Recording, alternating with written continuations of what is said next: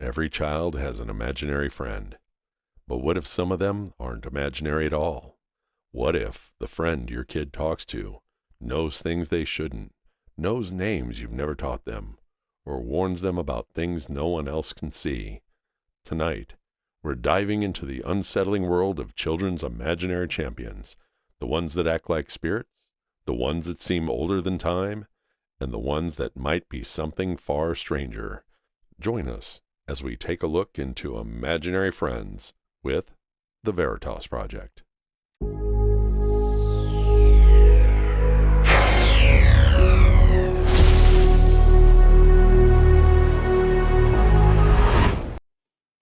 Hey everybody, welcome to the podcast, the Project Investigation Collaboration brought to you by the Veritas Project. And as always, we are here with our gracious host and founder of the Veritas Project, Robert Dr. Wiki Bob Curtis. Hello. And I am lead investigator Todd Boyer, and welcome to the podcast, everybody. Yeah, welcome in. So, Bob, you went thrifting today. Yeah, look what I got.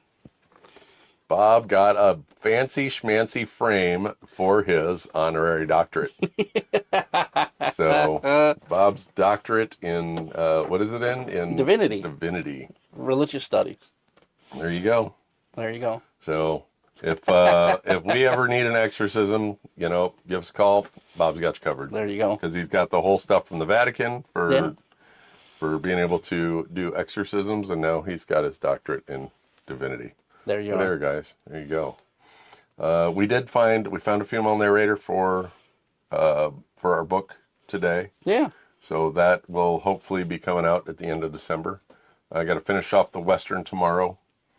I've got to. It's due by the end of the week. I got to finish it tomorrow. So that's what else? What else in local news? Anything you can think of?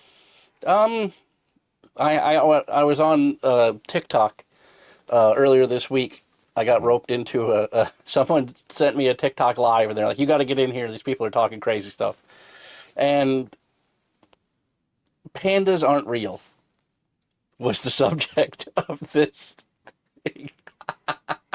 Which I don't know why they thought that I would be an expert in whether or not pandas are real, but they roped me into this live to talk about pandas, and I was like, I have no idea what you're talking about. And they're like, Right. Well, so in the Chinese zodiac, every animal is represented. Right. Chickens, rats, Goats, snakes, you name goats, it. ox, whatever it is. No pandas. So if the panda is like this well-regarded animal in China, how come there's no history of it? There's no paintings of it. There's no, you know what I mean? Like it never existed before recent. Pandas are a tulpa. Excuse me. You may have to edit that out, Bob, but pandas are a tulpa. Right? So Wow. that's kind of what the one guest said. He was like, it's a construction. What his assertion is the reason why this other person messaged me to join it, is because his idea is that, let's see if I can phrase this right. The Matrix can't have a thing not exist if people believe in it, is what he said. Right. So because all of these people believe that pandas live in China, Pandas live in China. Even though in China there's no history of pandas ever existing in that country. That is crazy. There's no historic paintings of pandas. There are historic paintings of dragons, and dragons are in the Chinese zodiac. But there's no pandas in their paintings. That's a rabbit hole, man. So I got that dropped on me this week, and I was just kind of like, I'm here with you. Because I am a person that talks crazy stuff.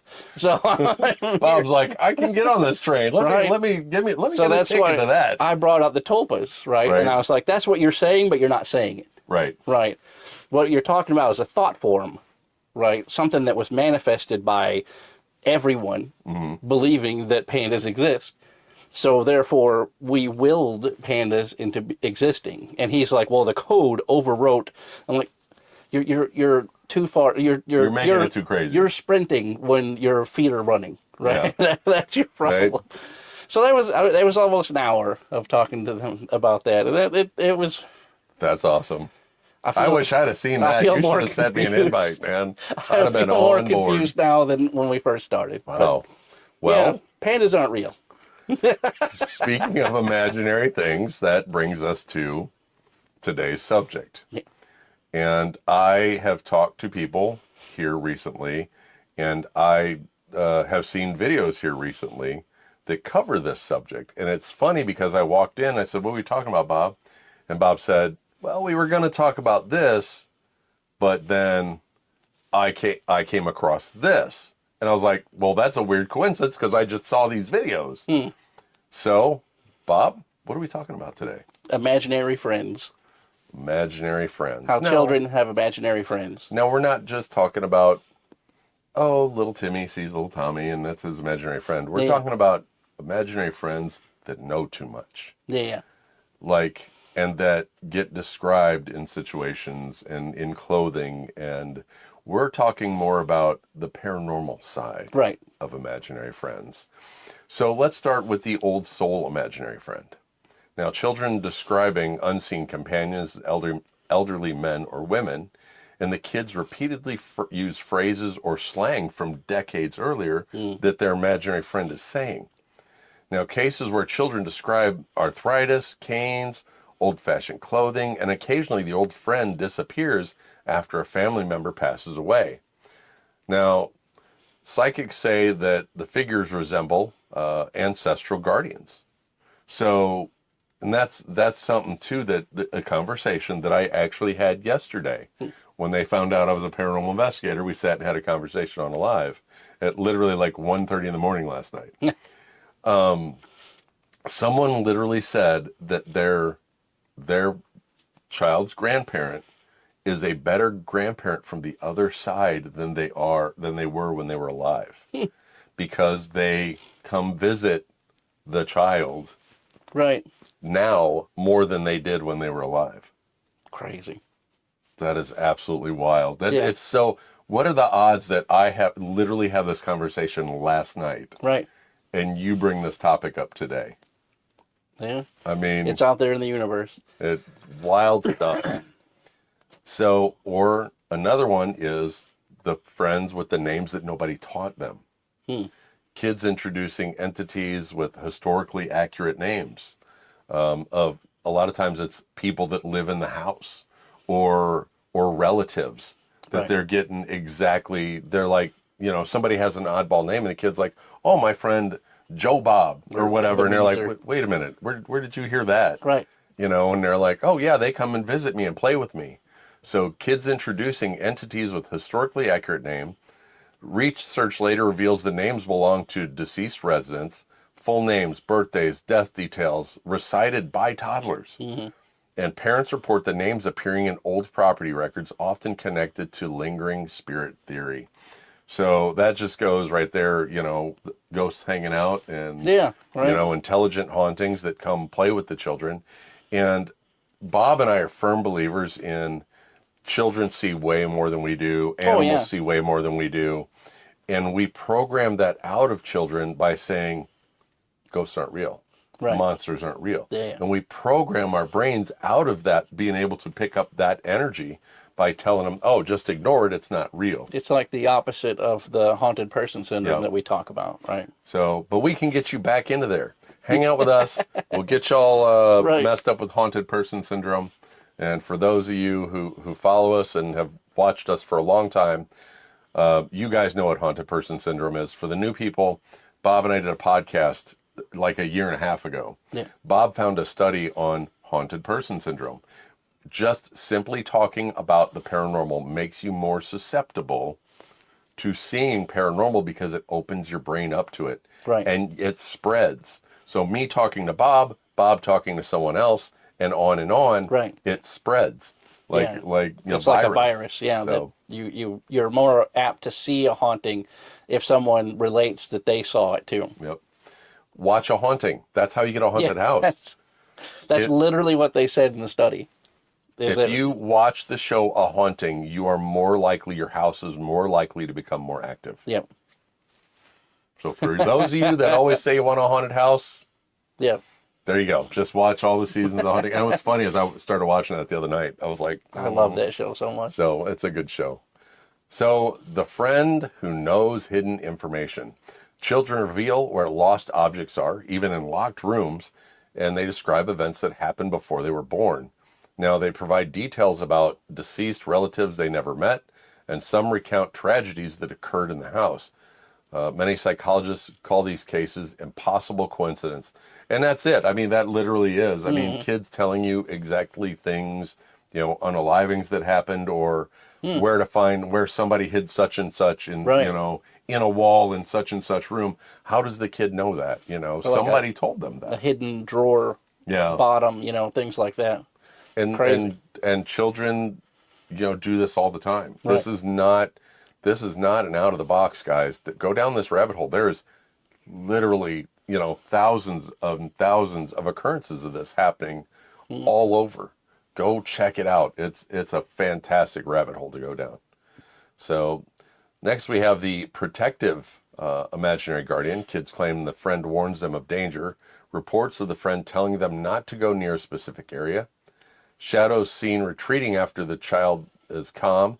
And some guardians appear only during illness or hardship, believed by some to be spirit guides or guardians.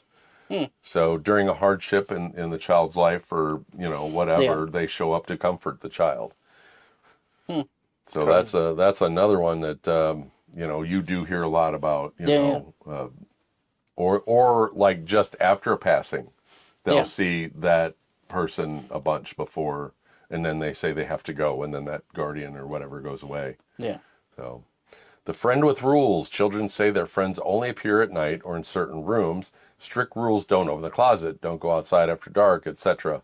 And the rules sometimes match cultural folklore, doorways, mirrors, that type of thing. Yeah. And parents report colder temperatures during these appearances. Some paranormal experts suspect they are boundary-based entities, which is a very good possibility. I mean, not every entity can go everywhere. Right. Sometimes they're locked in. They might even be locked into a very small room. Right. How many times have we heard stories of someone seeing an entity that literally enters through a wall and walks out the other wall, and that's it. And it's never seen anywhere else. It just passes through the room. Yeah, and people talk about how the buildings caught fire at some point, and they used that as an opportunity to reconfigure a couple rooms. So now there's not a doorway where the ghost walks out of. So in their time, it was a doorway. Right, and that's even more weird. Know. That's the best ones. And of course, the renovations after the fire maybe even stirred up the entity. Yeah. Because everybody knows if you do renovations on your home, it tends to kick things off. Yeah. So, didn't you say stuff started kicking off again when you guys went over there and really got hot and heavy on the renovations? Oh, yeah. I mean, it all started when you started the renovations. Yeah.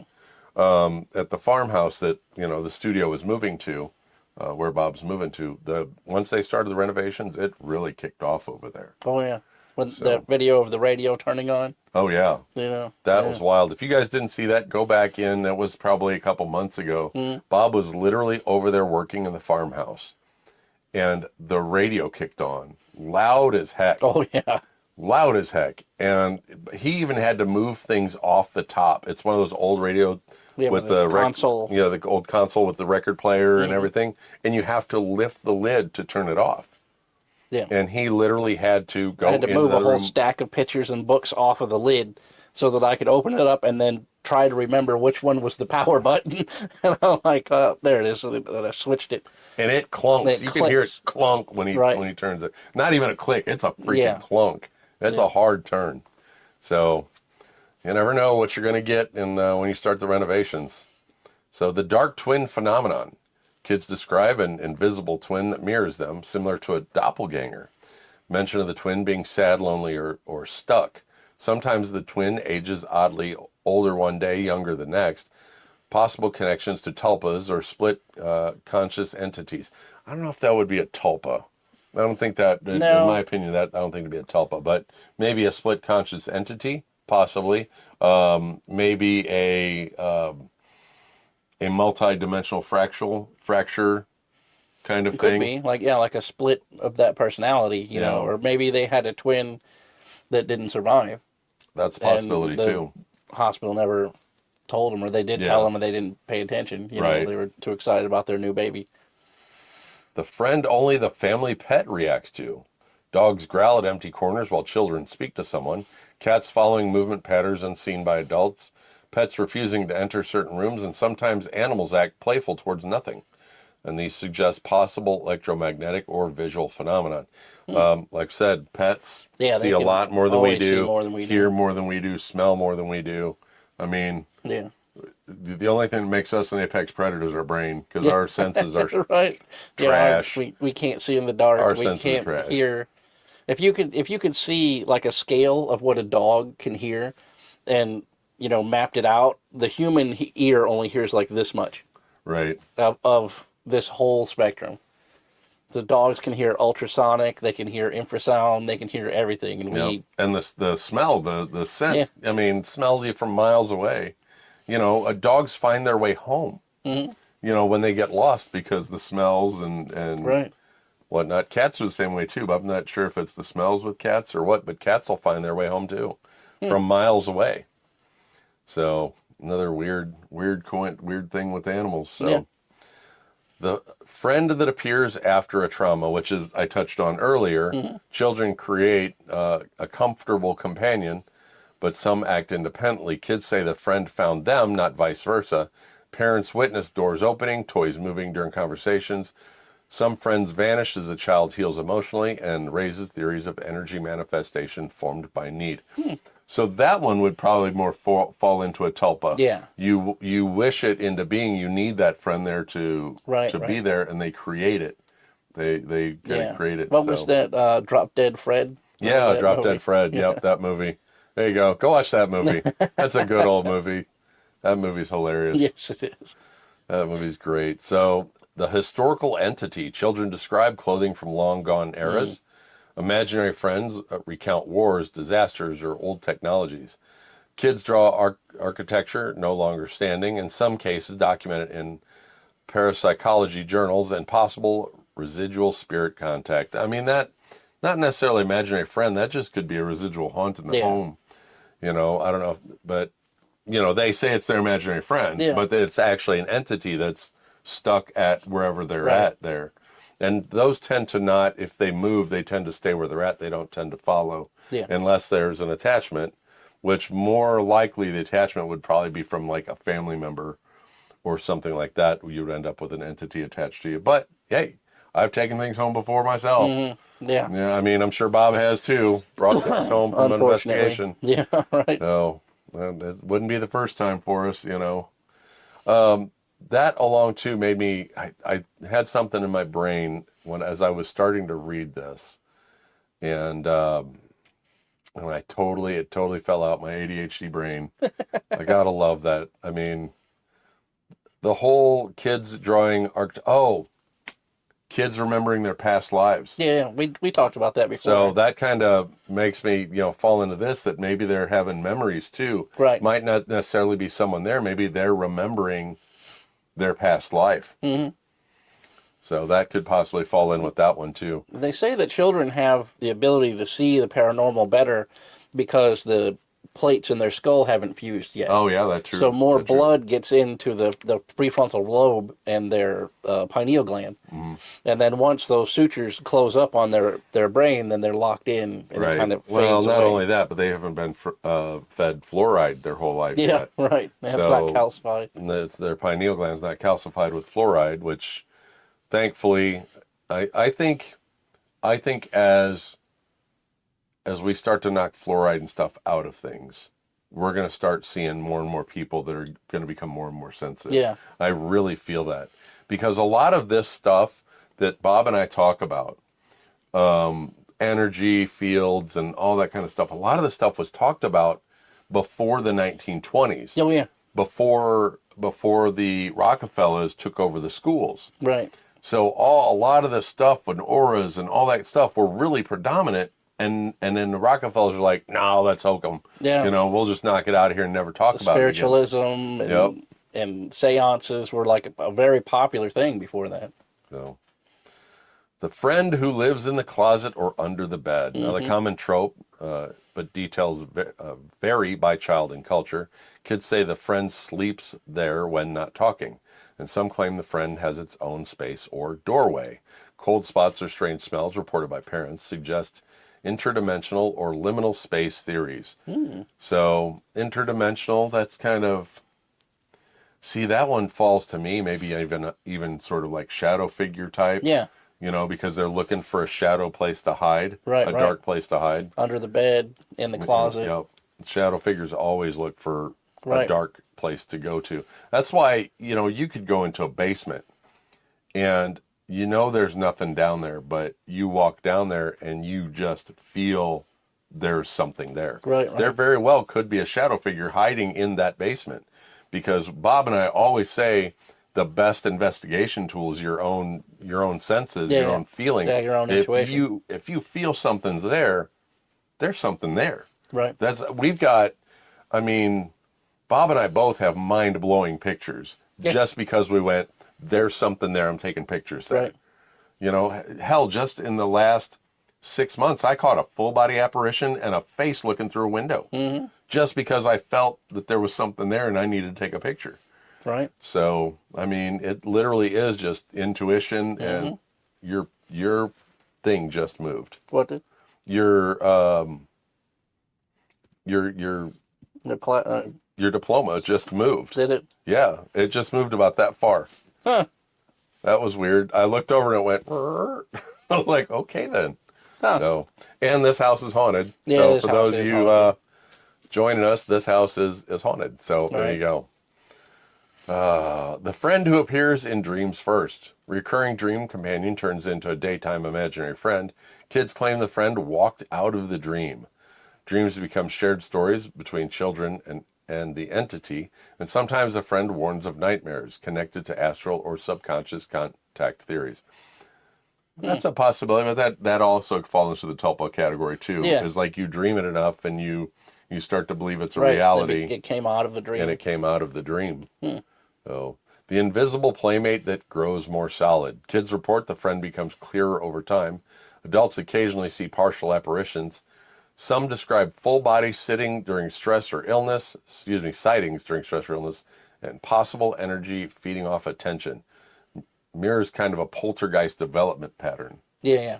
I was just thinking that when it said that, I was like, that sounds like the beginnings of a poltergeist haunting or one of those. The more energy you give to it, the more it feeds off the energy. That kind of almost falls under the energy vampire kind of situation. The more you feed it, the more you pay attention to it, the more it grows. Yeah.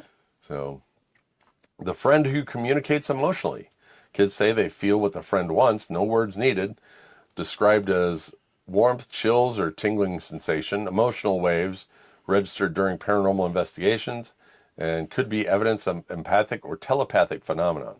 Some psychologists call these nonverbal hallucinations. I love how everything's a hallucination and everything is fake. Yeah, to psychology. It's like, can we just admit the fact that there are things out there we can't see? Yeah. I mean, as much Bob and I talked a while back when we were talking about energy and waveforms and things like that.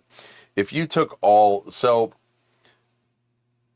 technically everything is light because everything in a waveform. Light is waves. Everything, energy is waves. And if you stretch the frequency of waves from California to New York, of all the waveforms, right? Of the visible waveforms, what we see, if you stretch it from California to New York, is the size of a peanut. Right. That's what we see out of that whole gamut of waveforms. We see a peanut, right? Out of thousands of miles. Right. So we can't see infrared, we can't see ultraviolet. Why can't we just say there's crap out there that we can't see? Right. I don't understand why science can't make that jump. Yeah. You know what I mean? You know, us paranormal scientists, whatever, because we do experiments and, why we make that jump, why can't other people make that jump? Oh, it doesn't exist. Yeah, I don't see it. I can't. Well, there's a lot of things you believe in that you can't see. You believe in the wind. I can't see the wind. Right. You believe there's oxygen. I don't see oxygen. Yeah. You know. Electromagnetic fields, magnetism. Right. You know. So, the friend who gets jealous. Children claim their friends dislike certain adults. Toys are thrown, doors are slammed, tantrums increase. The friend gets mad when ignored. Suggests attachment-based entities. Parallels with fairy lore and household spirits. A lot of times in those situations, that is not a good spirit. That is not a good thing. If it's vying for your child's attention all the time, that is not a good entity. No. So, and that's probably also falls into the feeding off the energy. So if the child is giving them energy and the child is not currently feeding into that energy, it takes it off. Right. So you have that kind of thing. So the friend that leaves a physical trace, and these are the best ones right here, the best for last. Footsteps, handprints, or impressions on the bed, lights flickering when the friend arrives, and toys moved overnight into symbolic patterns, parents hearing two voices when their child is alone. The strongest cases pointing towards actual supernatural presence. I mean, I think they all point to supernatural presence, but these are the biggest ones. And I've seen a lot of things where people hear their child talking in the other room. Right. And they hear a second voice and they run in there and they're like, oh, who are you talking to? Oh, I was talking to my friend Dave or whatever. Yeah. You know, and there's a lot of cases out there of that. So, you know, there's a lot of paranormal stuff going on out there, guys. Right. Go down the Pinterest rabbit hole. Check out some of the stories. Reddit. On Reddit. Go check out the stories on Reddit of some of these childhood, best, imaginary friends or whatnot. There's a lot out there. There's another great rabbit hole. We just want to scratch the surface so you guys can go check it out. But definitely go check some of this stuff out. If you have a childhood friend, that invisible friend, or tell us your story in the comments. Put in the comments, yeah. Definitely let us know. I'd like to know. We have some good news about our partnership with Debbie. Yeah. So this month, until the end of the month, instead of it being 10% off, and it is 30% off. Right. So if you want Dubby, which is a very fantastic energy drink that doesn't give you jitters, use our code Whole Truth, all one word, and get 30% off right now until the end of the month. That is some good stuff. So also check us out on Discord. Jump in there, chit chat with us. If you have an idea or something that you have for us for a podcast. Yeah, if you got an idea of something, or you have, a question about something, put it in there, and maybe we'll do a whole topic, and we'll expand the whole thing for you. We'll absolutely go down the rabbit hole for you, and we'll do a whole podcast on it. Yeah. There's something that you're interested in. So, and then Printify for all your fantastic merch with the Veritas Project logo on it, T-shirts, mugs, stickers, you name it, we got it in there. We also have the monthly, when we do the monthly postcards, you can find that logo and get you a shirt with that logo on. I know you just bought one. Yeah, I bought the one with the Annabelle on it because it was so funny. It's such a great. Yeah, I just washed it. So oh, did you? It's ready to go. On. It's ready to be worn. So Patreon. If you want to become a Patreon member, support us. Doesn't cost anything. Go to Patreon. Look up the Veritas Project. Just support us, 0 level. Just become a Patreon member. Doesn't cost a penny. If you do join us on Patreon, then we immortalize you. We put whatever name you want. We ask you what name you want. It goes into the card at the back of the credits here. Yeah. And then if you want, at a $5 a month level, we make custom postcards. Actually, Angie does. She is our graphic artist.